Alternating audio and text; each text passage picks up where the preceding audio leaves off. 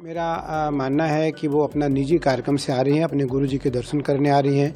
हमारी बेटी जैसी है वो, हमारी बिल्कुल शिष्या तो है, शिष्या बेटी होती है। हमारी पुत्री जैसी है वो, हमने उसका नाम कमला दिया है, वो कमला नाम है उसका, हमने उसको अपना गोत्र दिया है और वो मेरे प्रति बहुत स्नेह रखती हैं। प्रयागराज में संगम की रेती पर लगने वाले महाकुंभ में देश भर ही नहीं बल्कि विदेशों से भी श्रद्धालु आने वाले हैं और एक नाम जो विदेश से इस महाकुंभ में शामिल होने आ रहा है, उसके बारे में जिसने भी सुना वो चौंक गया। और ये नाम है एप्पल के को फाउंडर स्टीव जॉब्स की विधवा पत्नी और दुनिया की सबसे धनी महिलाओं में शुमार लॉरेन पवेल जॉब्स का।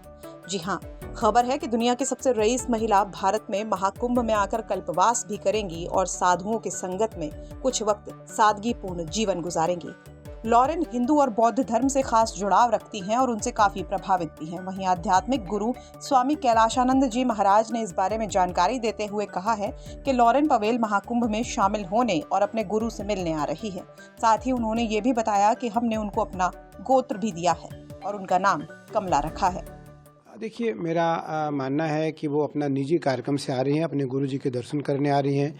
हमारी बेटी जैसी है वो, हमारी बिल्कुल शिष्या तो है, शिष्या बेटी होती है। तो हमारी पुत्री जैसी है वो, हमने उसका नाम कमला दिया है, वो कमला नाम है उसका, हमने उसको अपना गोत्र दिया है और वो मेरे प्रति बहुत स्नेह रखती हैं।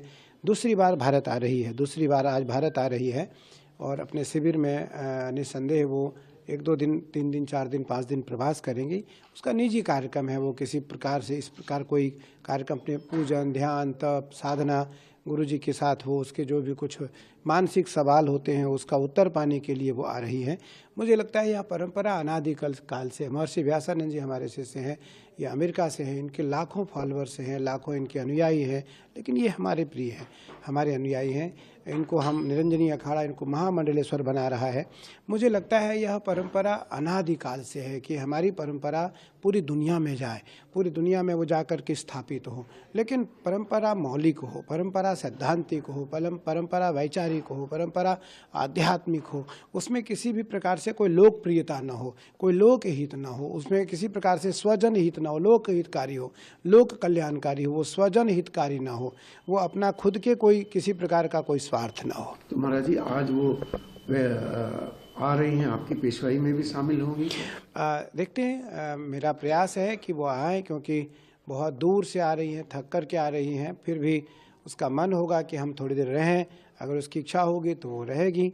मुझे लगता है कि उसको अपनी इच्छा के ऊपर छोड़ना चाहिए, जो उसकी स्वेच्छा हो उसके अनुसार वो आए और नगर भ्रमण करें, वो महापुरुषों का दर्शन करें और सभी महापुरुषों का मेरा प्रयास रहेगा कि हम अपने अखाड़े के जितने भी महापुरुष हैं उनसे मिलें, उसके साथ मिलें।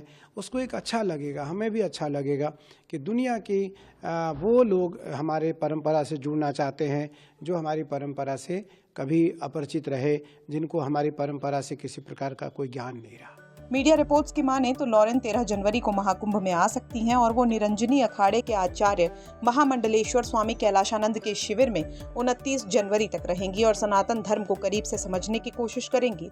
बता दें कि एप्पल के को फाउंडर स्टीव जॉब्स भी सनातन परंपरा में विश्वास रखते थे और उनके जीवन से जुड़े कई किस्से हैं जिनमें वो भारतीय संतों से प्रभावित भी रहे हैं।